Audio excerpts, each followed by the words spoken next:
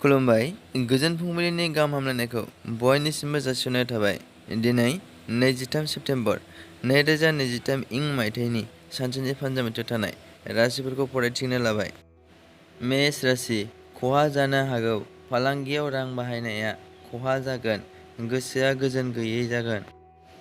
वृष राशि, देहायाव सानाय सुनाय जानो हागौ। मोनसेनि उनाव मोनसे बायदि खैफोद फैनो हागौ। देहा आरो गोसोआ लोरबां जागोन।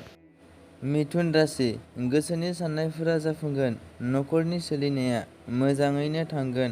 गोदान मिजिं आरो थांखि लानो हागोन। कर्कट राशि, सुथुरआ खमायलांगोन। सैथोथिखौ दिन्थिना लानो हागोन। गुबुननि सिगाङाव गावनि बयजोंबो गोरोबना थानो हागोन। सिंह राशि, खहा जागोन। मावब्लाबो दांब्लाबो मुलाम्फा खालामनानै लानो हानाय नङा।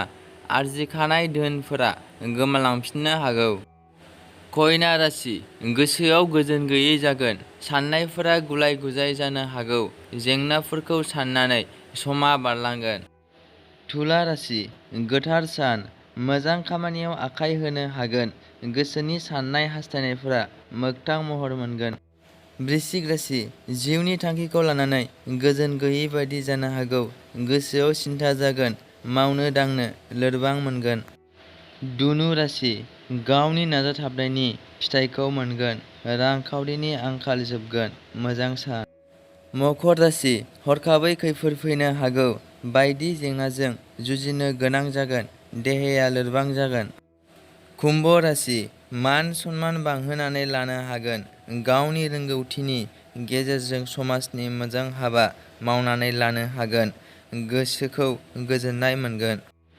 मीन राशि, मान होनाय मोनगोन। समाजाव बयजोंबो बाख्नाय जागोन। बिमा बिफाखौ गोजोनै लाखिनो हागोन। दिनैनि राशि फरायथिनाया एसेनोसै। बेजों लोगोसेयैनो बुहुमनि साफ्रोमबो सुबुंफोरनि थाखाय दिनैनि साना गाहामैनो बारलांनो थाखाय आनान गसाइनियाव आरज गाबनाय थाबाय। गोजोन्थों।